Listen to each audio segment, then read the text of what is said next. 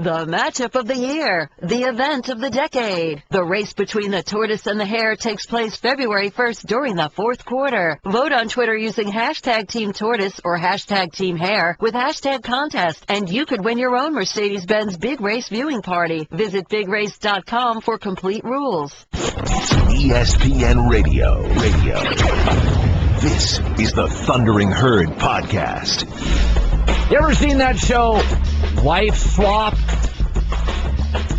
It's like one of those sort of, kitschy reality shows. There's a million reality shows.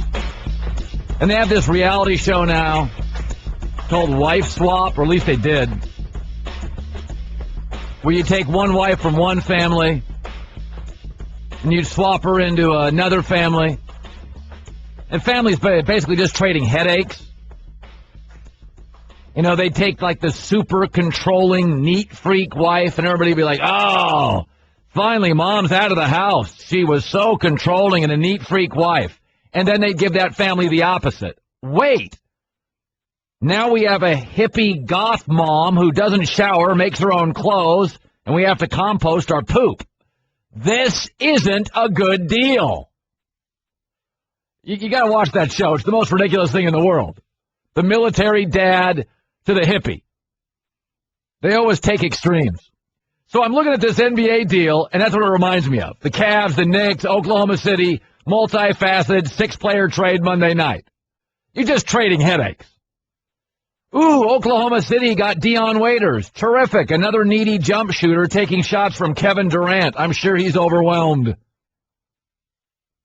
Ooh, Cleveland got a wing defender. Iman Shumpert. Yeah, they also had to take J.R. Smith. Ah, the Knicks got rid of J.R. Smith. Yeah, but they also got rid of Iman Shumpert, who they've been trying to deal for 2 years to get something, and they got nothing. They just saved some money.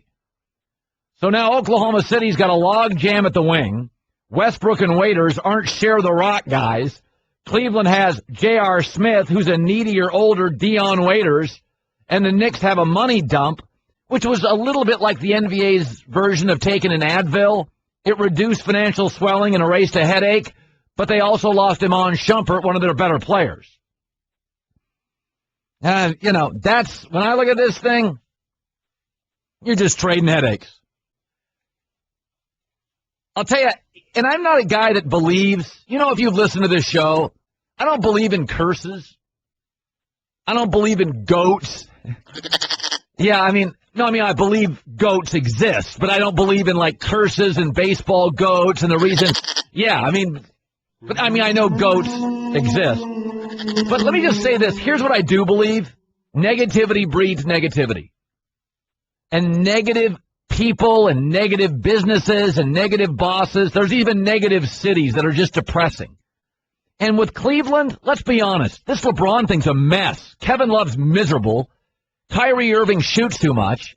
Dion Waiters, they couldn't get him out of town. They gave up Andrew Wiggins. They don't like the coach. LeBron's like, I'm going to take a couple of weeks off. Any little issue in Cleveland grows quickly. There's such a negative vibe. The slightest, smallest seed planted yields a banner crop of negativity. Nothing personally against Cleveland, but it really doesn't rock. It really doesn't. I know they got it doesn't really rock. San Diego rocks. But it's just so funny. If Kevin Love, LeBron, and Kyrie Irving were in L.A., 78 degrees, you'd play through the injury. It'd be so joyous. Here comes the next title, baby. In Cleveland, the minute you got a 2-game losing streak, cynicism, negativity. Watch the way the Cleveland Browns draft. They just constantly reach to solve their past. Let's solve all our problems. Let's get Johnny Manziel. That's not how you build a winner. You see what the Patriots felt about Johnny Manziel? Entitled, non-draftable. But this is what happens to somebody that doesn't save their entire life. They're 60 years old. They put all their money in some wild roll-the-dice, get-rich-quick scheme because they didn't put money away. This is what happens to Cleveland. They're so desperate. They've been bad for so long that they reach for every NFL draft pick. Here's the next star quarterback that'll save us. He's handsome and he's funny. But I watch Kevin Love, and it's not Joe. I'm not trying to be mean. It's nothing against Cleveland. Remember Joe Kim Noah had my favorite soundbite ever about anything ever? I don't know about this place, man. I just stayed in my hotel room, man. Every time I look out my window, it's pretty depressing out here, man. It's bad. It's bad. So you're not going out? No going out in Cleveland, man. Some factories. Do you regret anything that you said about Cleveland? Not at all. You like it? You think Cleveland's cool? I mean, I never heard anybody say, I'm going to Cleveland on vacation. What's so good about Cleveland? From the public corruption, the weather, the sports teams. I mean, this thing is just a mess. They don't like the coach. They shipped off Dion Waiters, who was athletic wing player. They wouldn't go play with Andrew Wiggins, so they moved him out of town. Verjau's now hurt for the season. Kyrie's shooting too much. Kevin Love looked miserable last night. I got to tell you, it's just there's something about the vibe. Maybe it's that it gets dark in the winter at 4:45 and the losing and it hangs over people. They say there's 2 seasons in Cleveland, winter and construction. So negative, man. It's just such a bad vibe. Those fans deserve so much better. And, you know, technically Love and LeBron are on 1-year deals. Kevin Love right now, if the Lakers came out and just said, listen, it's miserable. Just come on out here. We're rebuilding. I got to tell you something. It wouldn't be the craziest thing. I mean, he is miserable there. And for the record, he can't get any shots. They lost to Philly last night. He was the best player on the floor late. He still couldn't get any shots. Get in touch with us, 1-800-FLOWERS Twitter feed. Am I the only person? Sometimes I can't figure stuff out here. Why isn't Jim Mora up for more jobs in the NFL? Am I nuts here? So, we talked about this yesterday. Perception's an incredibly powerful thing. Perception's not always reality. Sometimes it is. But think about this. People say, well, Mora failed in Atlanta. 11-5, 8-8, 7-9. That's interesting. Those numbers are very similar to Pete Carroll in New England. 10-6, 9-7, 8-8. But then he went to Seattle for a year and stunk 5-11. Funny, Pete Carroll went to the Jets for a year, went 6-10. But Pete went to college and won big. Have you noticed what Mora's done at UCLA, a basketball school? At least it used to be. Mora's been a home run at UCLA. Their football facility's off campus. He's had to basically get other jobs, turn them down to get any of his staff raises. Trust me, there's few things I know well. I know USC, UCLA football. He is a home run head coach. He's humiliated USC for 3 straight years. He's got the recruiting rolling. They're a top 15 program. They're winning bowl games. He's got 2 great quarterbacks ready to take over for Hundley. Why isn't he up for every job? People were going gangbusters for Pete Carroll out of USC. He had a 3-year stint in New England that was losing. He had a 1-year stint in the Jets that was bad. The perception. I mean, Mora and Pete have huge energy, very intense, very good-looking, handsome guys for their age, very fit. It's amazing to me. It's like Pete came out of college, which, by the way, put USC in massive NCAA peril.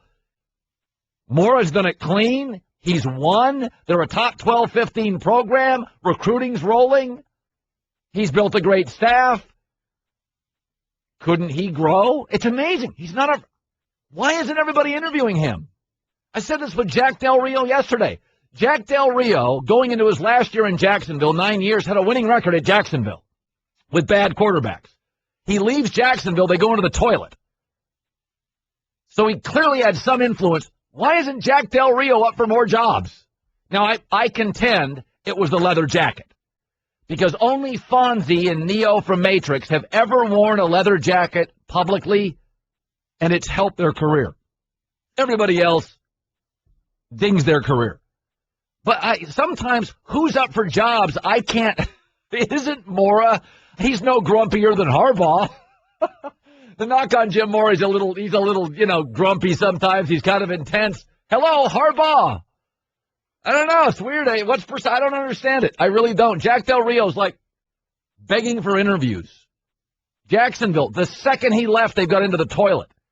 Mora's legacy, his resume looks a lot like Pete Carroll to me. Colin Cowherd. The Thundering Herd Podcast. I'm getting a lot of questions on why I don't pack on road trips. Colin, take a picture next time so we can see your packing genius. Please include a sports coat and dress shoes, bag dimensions as well. I will wear my dress shoes. I told you this morning, Stanzik, I'll wear my sports coat or I'll wear a really nice outfit as I fly, and I'll wear it home. So I'll wear thick stuff on the road knowing that'll alleviate, that'll open some space in the bag. That's what I do. So I pack all the stuff I can, the heavy stuff I wear or hold. I've never checked the bag at an airport, so I don't wait in lines at airports. I don't understand why America doesn't do this. I really struggle with this because everybody's now traveling at this company for these college bowl games. Vince, when I first met Vince, he was like a 7-bag guy. And I'm like, listen to Uncle Ronaldo. Make your life better. So, yeah, Russillo was like a check bags guy. Why would you want to check bags? There's no win there. It's a nightmare. It's the worst. He's a lot more stylish than you, though. Not really. Not really. All right, 3-team NBA deal. To me, it was just exchanging headaches. Brian Windhorst joins us. All right, Cavs got Shumpert on the wing, had to inherit J.R. Smith, goofier version of Dion Waiters. So in the end, Brian, did the Cavs get any better? Well, Colin, they badly needed some sort of defensive player. They really need 2 or 3 defensive players because that's the downfall of this Cavs team. And I present the fourth quarter last night in Philadelphia where they gave up 35 points as Exhibit A. Wow. So I do think that they trade one player in Waiters who wasn't a great fit. They get back 2 rotation players, and I think the most important part of this is draft pick because they can use that draft pick probably to acquire another player. So if you could make a 3-for-1 trade and help yourself, I think it's a good deal. But I think 2 things are important to realize. One is Shumpert and J.R. Smith are both shooting 40% this year. And secondly, the Knicks have been trying to trade both of them for about a year. And we're talking about the very bad Knicks team. So you have to keep that in perspective as well. In the end, this is still so fluid. This is not a championship team or close to it this year, is it? Well, they don't look like it right now. And I don't have the research in front of me, but I don't think there's been a championship team in a very long time that has been out of the top half of the league in defense, and the Cavs have been in the bottom third of the league for most of the season. And so until you fix your defensive end, I don't even think you can get serious about it. What I talk to people in the league right now, and they say, Colin, is this is a little bit of an outlier year in the NBA. We really have no idea who the top 4 or 5 teams are. And so even if your record is poor right now, especially in the East, you can't really look there and say, boy, there's a juggernaut we can't beat. The Bulls are playing terrifically. They've won, I think, 10 of 11. They look really good. I think the Wizards and the Raptors are obviously dangerous. But the Cavs have to be sitting there saying, even though they've been a real big disappointment so far, if they get their team playing well, they don't think there's a team that they can't beat in a series in the East. And so I do think that, yeah, they don't look good, very good now, and we don't know how these trades are going to play out. But I think that they have a really big margin for error and the time to recover. Brian Windhorst. LeBron had to sign off on this deal, didn't he? Yeah, I mean, I don't know where the LeBron as the player starts at GM. I know that it's popular to say he's the general manager, but if he was the general manager, they would have extended Tristan Thompson in October. They probably would not be being coached by David Blatt right now, and so I don't think that he said trade Dion Waiters for J.R. Smith. I think what happened was before the Cavs made the trade, they went to him and said, do you think you can play with JR? What do you think of JR? And these 2 guys actually go back a long way. They played against each other in high school. They're only a year apart, actually. They both came to the NBA right from high school. And LeBron actually wanted the Cavs to draft J.R. Smith. They had a draft pick when he came out of the draft. So, I think that they do have a history of working together. We'll see if it translates, though, when it really matters. Brian Windhorst joining us. I don't mean to be negative toward Cleveland because it's your hometown too or close to it. But Kevin Love looks miserable. It can be cold and dark and negative there through the years in the winter. And the Blatt thing is, it's very fluid. I watch Kevin Love and I think to myself, Kyrie shoots too much. LeBron takes points away. He's going to opt out. I have this weird suspicion that Kevin Love occasionally is saying, what did I get myself into? Am I wrong? Yeah, I don't think Kevin Love is happy. How could he be? And I don't think it's anything to do with weather. I mean, he's from Portland and played for, 6 years in Minnesota. I don't think he's used to not seeing the sun for 5 or 6 months at a time. He did have that year at UCLA, so maybe he hasn't tasted it. But I don't think he's happy. I don't think they use him very well, and I think he's frustrated. Last night, for example, again, I don't want to make too much of one game, but it's just illustrative. He's the only guy the Cavs have really with talent on the floor, and he takes 2 shots in the fourth quarter. Yep. Matthew Dellavedova took 5 shots in the fourth quarter, and they lose the game by 3 with Kevin Love being ineffective. So I think he is not happy with how things are going. But I will say, Colin, that I think one of the things you learn in the NBA is never to make assumptions about free agency in the middle of the season. You see where everything is laying at the end of the year, and that's what I'm going to do here. And I also have to believe, while this is technically against the rules to create some sort of deal, I just don't believe that the Cavs would have traded all of those pieces for him had they not had some sort of assurance he was going to stay. And remember, the Wolves granted permission for the Cavs to meet with Love. They had a long meeting with him and Dan Gilbert, the owner, before they made the trade for this exact reason. So while I agree with you that there are signs pointing that way, and there are people in the league definitely talking to me about it, like on a daily basis, I'm not going to jump the gun on this one. Well, I guess the other part we should talk about is the Knicks. They just basically cleared room, and you cover the entire league. This is not part of Phil Jackson's initial plan. Carmelo may just sit for some long stretch or the entire year. Do you think Phil Jackson this morning is just now taking a check? That it is past. It is far worse than anything he imagined. Colin, I don't think Phil Jackson wanted this job. I think what Phil wanted to do was be a consultant, to get a couple of $1 million a year, to sit in his home in L.A., come to training camps, mentor the coaches during the season, come to a couple of homestands, be there for any playoff run, be a part of free agent meetings, sort of what Jerry West does for the Warriors. And I think the Knicks were just so enamored with getting him in there, and they just kept raising the money to the point where he couldn't say no. It's just so much money. I don't think he's in love with this idea. I don't think he's even really in love with re-signing Carmelo Anthony. I think if Carmelo had walked, I think he'd have been fine with it. So he's got this gigantic thing on his hands, and I really doubt he's going to be there to finish it. I would be stunned if he's there for 5 years. I would be surprised if he's there even for 3 years. I think his whole job is going to come down to this summer, which is what this move was about. They now have in the neighborhood of $30 million in cap space, and they may be able to get more. I think there's a possibility they could trade Jose Calderon. That won't be easy, but I think it could happen. And I think that they could even get rid of Hardaway if they really wanted to maximize their cap space. And it's all going to come down to whether Phil Jackson can sell some guys on signing with the Knicks this summer. Really, I think that's all the money that the Knicks are paying him is for. It's not to install the triangle. It's not to have talks about Zen with the players. It's about doing something that they failed to do in 2010, which is to close the deal with some free agents, and we'll see if he can do that or not. Brian, great talking to you, bud. Thanks, Colin. You're in the Herd, the Thundering Herd podcast. We'll be in Texas starting tomorrow for about a week, talking about my packing rules. I'm trying to help the American public out. I'm a friend of the American public.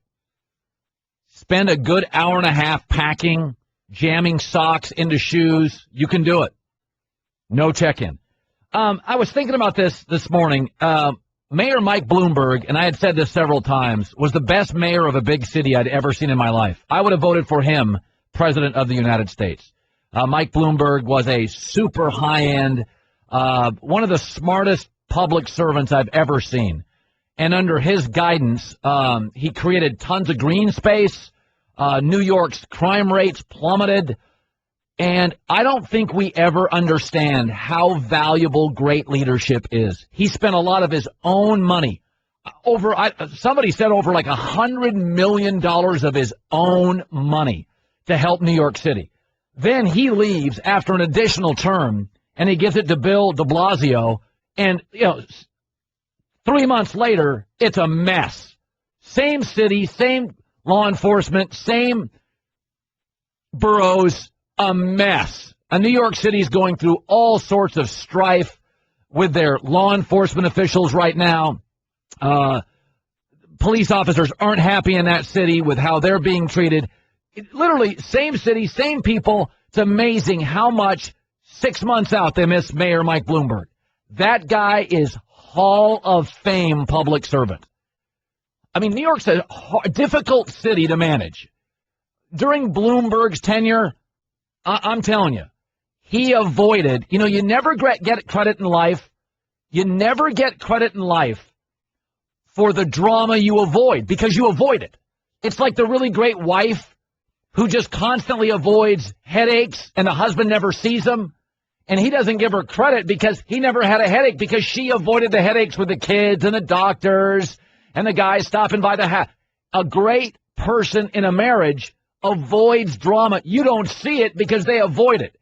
Bloomberg was a classic example of he just sidestepped controversies brilliantly for over a decade. He leaves overnight. Look at the issues. Look at the issues overnight. We never respect talented people in leadership, and we don't understand how often they avoid drama. Because once they leave, man, it surfaces immediately. So, and I was thinking about like leadership and coaching, and there's all these teams that need coaches, and I would ask you, what is a good football coach? The result is winning. But one of the reasons I was always critical of Rex Ryan is in two of the three things that I think are crucial, he was poor. My opinion on coaching, three things determine if you're an elite coach. Are your teams consistent? Do I get the same team every week? Belichick's teams, same team every week. Doesn't mean they always win, same performance, high efficiency. 2, are you situationally good? Belichick's teams are the best in the league. Are you good in spots, fourth downs, red zone, special teams? By the way, are you good at adjusting after half? Belichick's great. Pete Carroll's very good. Those three things, Rex Ryan's teams were never consistent. 1 week great, the next week lose by 20. And situationally, they were a mess. They were a mess. So to me, you talk about leadership, you talk about coaches, ask yourself, is the coach deliver a consistent product? You know the team you're getting. Win or lose, you get a consistent effort. Are they situationally good? Third down, fourth down, red zone, special teams. And can they adjust? Are they good after the half? Urban Meyer, by the way, one of the all-time after halftime coaches. Pete Carroll's tremendous at that. Tremendous. Seattle can kind of wander around for a half. They're great down the stretch. Putting style in black T-shirts. It's Colin Cowherd, the Thundering Herd Podcast. Geico presents Strange Savings Stories. Astronomers detected an interstellar transmission. It stated, Geico, 15 minutes could save you 15% or more. The implications were staggering. Was the cosmos telling us we could all save hundreds on car insurance with Geico? Or did their radar merely pick up a signal from the nearby Rufus and Clyde's morning show? We may never know. Geico. 15 minutes could save you 15% or more on car insurance. ESPN Radio. This is the Thundering Herd Podcast. I just saw an interesting article. One of the things I really like about sports over the last 10 years is the reliance on analytics. It's no longer just, my gut feeling is this guy's better than that guy. You get analytics, data. I saw John Hollinger, who used to work here now with the Memphis Grizzlies in Los Angeles in the hotel lobby. and I wanted to make sure I went up to him and tell him how much I love his work because it's really broadening out the intelligence of sports. And they did a study on Peyton Manning and Andrew Luck over the last couple of years. Pro Football Focus, Neil Hornsby.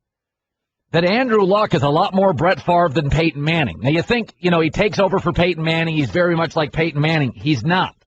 Luck and Manning attack the field very differently. Peyton Manning led the NFL in throws under 10 yards.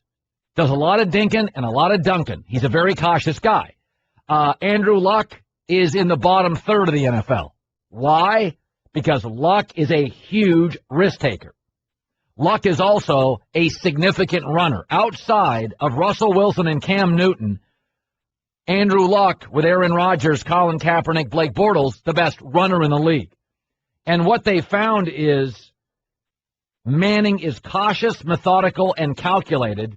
Luck is bold, risk-taking, a gambler, relying heavily on his physical gifts to make up for some of his mental gaffes. He's a better athlete than Peyton Manning, significantly with a better arm, and is willing to take huge risks. And when they looked at all the throws and where they're throwing, interestingly, Andrew Luck is a right-side thrower. He throws the football to the right side, middle and right, far more than any other place. So if you were a scout, you would shift your defense a little to the right. That's where Luck likes to throw it. But he is a Brett Favre-like risk-taker. He is a huge, huge risk-taker. And Peyton Manning, historically, is not. He's not. So, interesting article by Neil Hornsby. And I think we can all say this. Peyton Manning, I think it's his last year. I really do. I thought by early December, late November, he is just not the same quarterback. And it's very obvious. I think if Baltimore was going into Denver this weekend, Baltimore would beat Denver. I don't think the Colts have the personnel to beat Denver. I really think now, I like their corners. I think they have Costanza is the left tackle. The Anthony Costanzo is their young tackle I like a lot. But I think, they can't figure out a lot of different things on that team. They drop a lot of passes. They don't have a pass rush. Linebacking, they're below average. Offensive line's a work in progress. I like their tight ends. But even their receiving core, Reggie Wayne, way past his prime. T.Y. Hilton, tons of drops. So I don't think Andrew Luck, one-man gang, can go into Denver and win that game. Here's something else I saw today. Mike Pereira, former NFL Vice President of Officiating, will be joining us next. Is that, according to Forbes.com, Robert Tuchman, the going rate for a 30-second commercial for any of these college football playoff games, Oregon, Florida State, Ohio State, Bama, was $1 million. Could be more for the championship game, Oregon, Ohio State. We have a current 7-year deal worth $7.5 billion. That's going to grow exponentially. The good news for college football, this year they got big traditional powers in the games. Oregon, Florida State, Ohio State, Bama. Next year, Ohio State brings back everybody. USC, Notre Dame should be very, very good. The best they've been in years next year, personnel-wise. LSU's back. Texas, Michigan, and Florida have new coaches. I think Michigan and Florida both make big, major jumps next year. So a lot of traditional powers, and TCU, not a traditional power. They'll be very good. We'll be good next year. But here's what's interesting. College football has eaten college basketball. It's eaten it like a dessert. They have totally separated now financially. Is that I knew college football had separated from college basketball about 2 years ago when the conferences were realigning and they were all grabbing teams to fill in their conferences, the Power Five. And there was a moment of clarity for me when nobody wanted Kansas or UConn. And I'm like, those are two of the top 5 basketball programs in the country. Nobody wanted them. Why? There's no money in college basketball. Everybody wanted Texas A&M because they fill a football stadium. People were vying for Nebraska. You can't even name their basketball coach. Is that there are plenty of big schools in this country, USC, Georgia, Auburn, Penn State. I mean, can you name their basketball coaches? All the money is in college football, and you start looking at the numbers, what they are estimating for this college football playoff, it is, I'm telling you right now, college football is in the back seat with the NFL. College basketball is not even in the trunk. Financially, college football has completely separated from hoops. Completely separated. Matthew, you're in the herd. Go ahead. Oh, thanks, Colin. Just a quick point about the Bengals and the Colts. It just really seemed like the Colts were the better team, top to bottom. The offensive line, really just everything. I didn't see the general weakness of the Colts other than Andrew Luck, who I know is an amazing quarterback. I thought the Colts were the better team. Well, let me give you an example. How was Pete Carroll in Seattle before Russell Wilson? You know what his record was? Wasn't very good. 14-18. Then Russell arrived, and suddenly Pete now is 40-13. What changed everything? Yeah, the quarterback changed, but how is that helping the Colts on the defensive end? They looked like a solid defense. Andy Dalton stinks. Andy Dalton stinks. Okay. No, I hear you. He's not as good of a quarterback. It was top to bottom. The Bengals were not good on offense, though, even apart from Andy Dalton. That's because they don't have a quarterback. If you put Andrew Luck with the Bengals, it'll be amazing how they'll drive up and down the field. It's amazing. The quarterback makes the team. Take a deep breath on this. I know it's a toughie. Name the 12 teams that got into the playoffs. Then name their quarterbacks. Brady, Manning, Luck, Flacco, Rodgers, Cam Stafford, Romo. What do we have in common? Outside of Cincinnati, they've all got Pro Bowl quarterbacks. The quarterback makes the coach. Bill Belichick had a losing record. Brady arrived. Now he's a genius. Pete Carroll had failed twice in the NFL and was failing a third time in Seattle. Matt Flynn was his starter. Russell Wilson arrives. Now Pete's the smartest guy in the room. You put Andrew Luck on the Bengals and Andy Dalton on the Colts, and that score is not only reversed, but worse. Cincinnati's got real players. Colts have one, Vontae Davis, that's not connected to Andrew Luck. It's all the quarterback. Look who's making the playoffs. It's all Pro Bowl quarterbacks. Look at all the coaches getting fired. Outside of Mike Smith in Atlanta, it's guys that don't have a quarterback, or at least one you can't rely on. Technology gone bad. Gone bad. This is the Thundering Herd podcast. I want to bring on Peter King, Monday Morning Quarterback. I was talking about Pete Carroll had a couple failures in the NFL, like Jim Mora, but both went to college and have hit a home run. I don't understand why Jim Mora, who's done a great job at UCLA, 29-11, is not up for more gigs. I can't figure it out. Peter King joining us. If you look at the coaching record of Pete with the Patriots, it's similar to Mora with the Falcons and Jets, or Falcons and Seahawks. Why isn't Jim Mora up for more NFL jobs, Peter, when he's remarkably similar to Pete Carroll? I think that he isn't probably recognized the way Pete was in terms of sort of his innovative way of practicing and getting players to respond to him. Whether that's fair or unfair, I can't answer. But because I don't really know that much about what he's done at UCLA, but obviously the results are there. I do think he's going to get interviewed. And again, remember, I think Pete got ascended to the top, or he ascended to the top. I mean, he was in the race for the national championship every year. You know, and even though Moore has done a good job, he's not brought UCLA where Pete brought USC. Yeah. Peter King joining us, TheMondayMorningQuarterback.com. Peter, I said last week, if a guy gets divorced or somebody gets divorced, it feels good in the moment.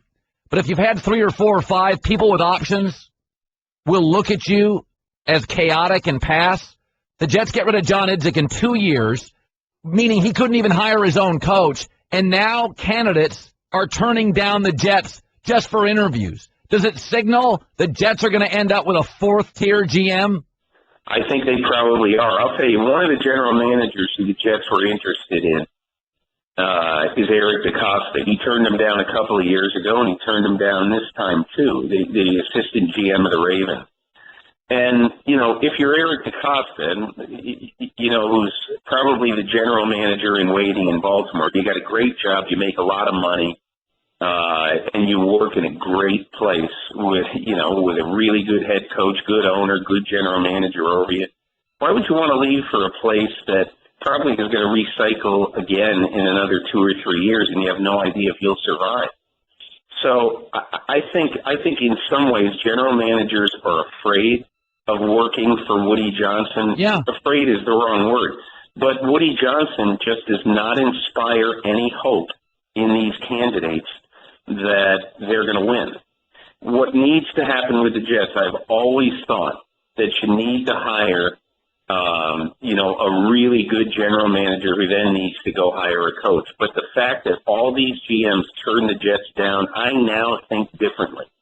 The Jets need to go hire the best coach they can, and then let the coach, the same way that Seattle did it with hiring Pete Carroll, and then going to find John Schneider to be the GM. That's what they need to do. So, in other words, let's say they hired Dan Quinn or Doug Marrone, whoever it is. Then that coach has to be in on the ground floor of saying to the general manager, look, we're going to win here. I guarantee you're going to win here. Come with me. In other words, make it a partnership with the coach rather than make it a partnership with Woody Johnson. Yeah. I'm looking at the 4 games this weekend, and I like all the favorites. But there's something about Joe Flacco in Baltimore. They've got a confidence. A lot of people think they can win in Foxborough. They know they can win in Foxborough. Do you give Flacco, Harbaugh, the Ravens a shot at New England? A shot? Give them a great shot. I mean, they've played in Foxborough in the playoffs 3 times in the last 6 years. They've won 2 of them handily. And the one they lost, Lee Evans got the ball knocked out of his hands in the end zone in the last minute, and Billy Cundiff missed a 32-yard field goal that would have sent the game to overtime. I think Baltimore is the best underdog this weekend, suited to go in somewhere and pull an upset. I have believed. I like the Colts organization. I love Andrew Luck. It still feels to me, Peter, like he is carrying this franchise. And outside of Vontae Davis and their corners, you can't find great players not connected to Andrew Luck. Have the Colts underserved him for 3 years in the draft and acquisitions? It isn't that they've underserved him. It's that some of the players that they've counted on, I think the number 1 guy is Bjorn Werner. And also Robert Mathis. I mean, if Bjorn Werner had, the pass rusher they drafted out of Florida State, if he had played to expectations, and if Robert Mathis was playing today, they would go into Denver, I think, with much more than a puncher's chance of beating Peyton Manning. But again, that happens to all teams, and it's easy to sit here and say, well, they haven't surrounded them with good players. And, at the end of the day, you are what you put on the field. But injuries, suspensions, underperforming players, those all into it. And I think that plagues Andrew Luck as much as anything else. What'd you make of the no call, the pick up the flag play in Dallas? I thought it was definitely pass interference, defensive holding, whatever you call it.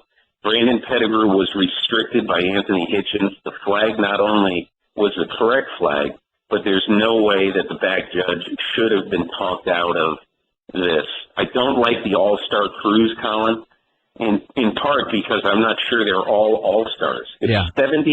If 70 of the 100 and however many, 105 or so eligible officials officiate in the postseason, how is that an all-star crew? Some of those guys, are below the Mendoza line. They shouldn't be officiating in the postseason. They ought to keep crews together through the season and into the postseason. And the best 4 or 5 crews out of the 17, those are the crews that ought to work in January. And finally, it looks like for the first time, and I've often followed Sam Farmer on this of the LA Times, great NFL reporter, it looks like the NFL is going to have a stadium in Los Angeles. Stan Kroenke, the Rams owner. It feels different this time, does it not? Well, it definitely feels different. We're at the beginning of this run, but I do think there's a few things at play that haven't quite fleshed themselves out yet. Number 1, the biggest of which, the NFL wants to control this process. They don't want Stan Kroenke to control the process. 4 years ago, Kroenke was told to divest himself in the cross-ownership rules of the NFL of the Denver Nuggets and the Colorado Avalanche. He hasn't done it yet. The NFL is not happy that he hasn't done it yet. So Kroenke could try to do this and could try to go to court to do this without the approval of the NFL. That's just one of the things that needs to play out in the coming months. But I do think that now we're within 2 years of some team, Oakland, San Diego, or St. Louis, moving to Los Angeles. Great stuff, Peter King, the Monday Morning Quarterback.com. 18 pages I downloaded today. Good stuff, Peter. Thanks a million, Colin. Really appreciate it. Want more of the Herd? The Thundering Herd Podcast. You know, it used to be, Herm Edwards, it used to be that NFL coaching job was way better than a college job. That was just understood. Pension was great. You know, you've got NFL pensions. Yep. And it's also easier to keep your assistants because if you get a good linebacker coach in the NFL, that pension. But I'm looking at Harbaugh now, and I'm looking at Nick Saban and Kevin Sumlin, and I'm like, I'm not so sure coaching in the NFL because these days you don't have a quarterback, you're done. Well, and I think these days, too, you realize one thing that's different in college than in pro football. When you win in pro football, you pick last. When you win in college football, you get more picks. You get as many as you want. You get 5 first-rounders, 6 first-rounders. College football is built for dynasties. Sure it is. And I think every one of what I call marquee coaches, and I have the privilege of coaching the Under Armour game every year for the last 4 years in Texas. Yeah, well, it's in St. Pete. We actually practice. We play in St. Pete at the Disney complex. That's where we practice. And there has been in the last 7 seasons, not counting this year, 40 players that have played in that game that are professional football players. High-round picks, by the way. I mean, first-round picks. So you're seeing 18-year-old kids, and they end up first-rounders. Sure. And you're talking about, when I ask them where they're going, here's the schools.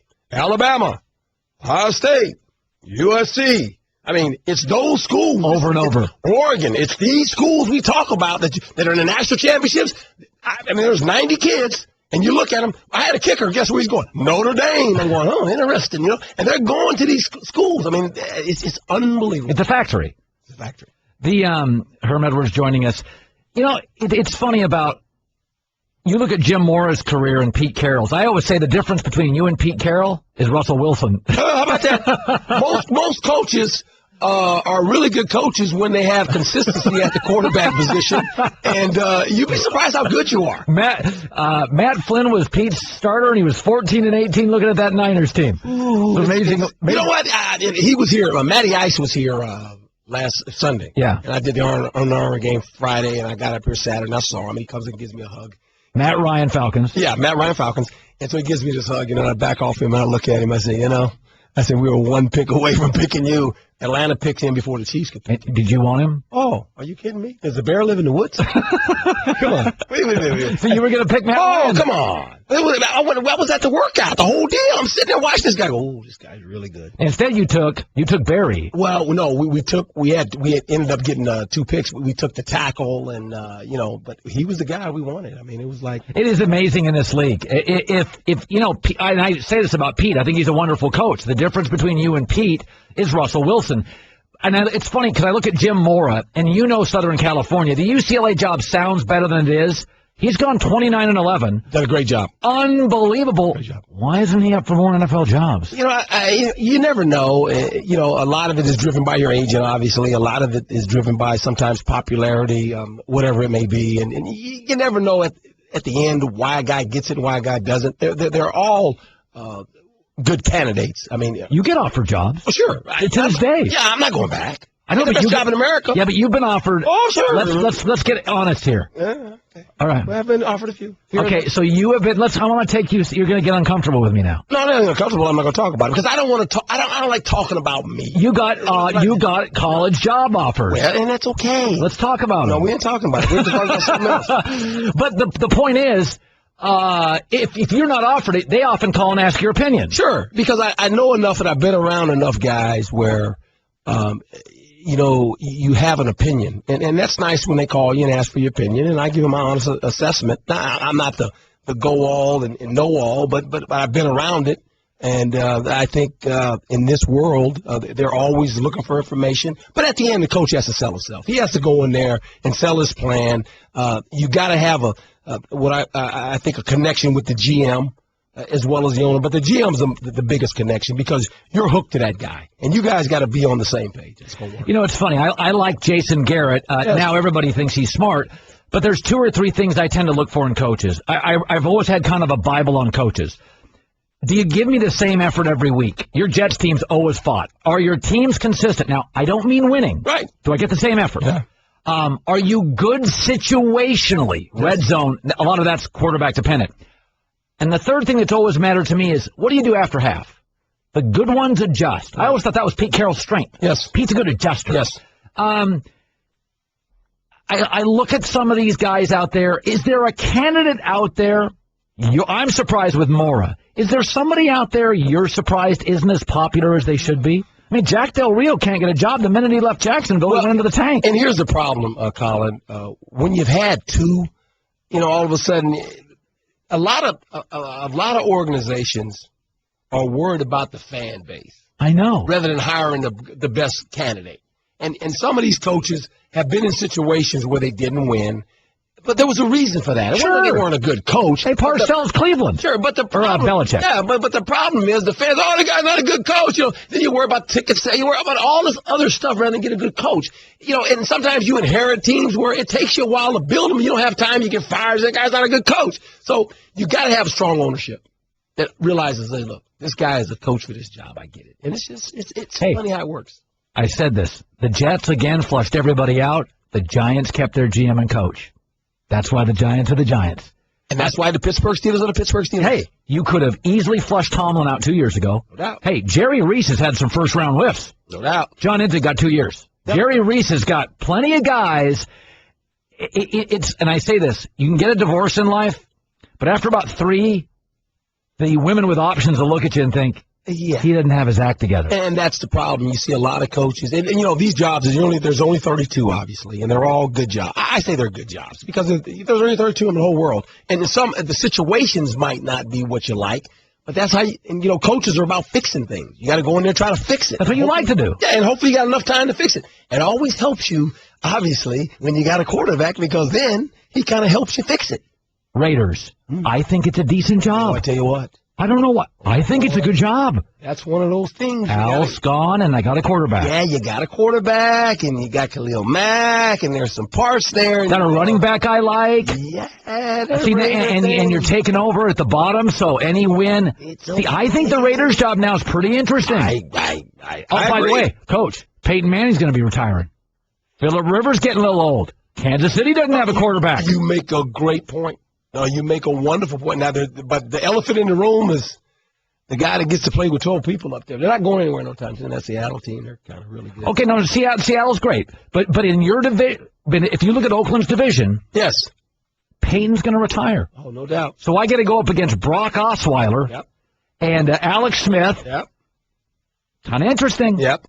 No, I agree. And you look at Oakland, you look at Denver, San Diego. You're right. You're right. All of a sudden, you don't. When Peyton and Rivers decide to hang it up, and it's not long for Peyton. There's not an elite quarterback. Maybe the best quarterback might be Carr. How about that? And Phillip Rivers has a year left. Phillip Rivers, East Coast kid.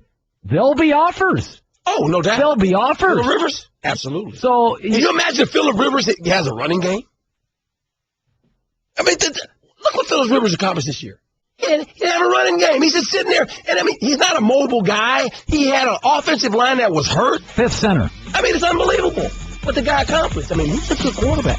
Good seeing him. Check out The Herd with Colin Cowherd weekdays from 10 a.m. to 1 p.m. Eastern on ESPN Radio, ESPNradio.com, and on ESPNU. The Thundering Herd Podcast.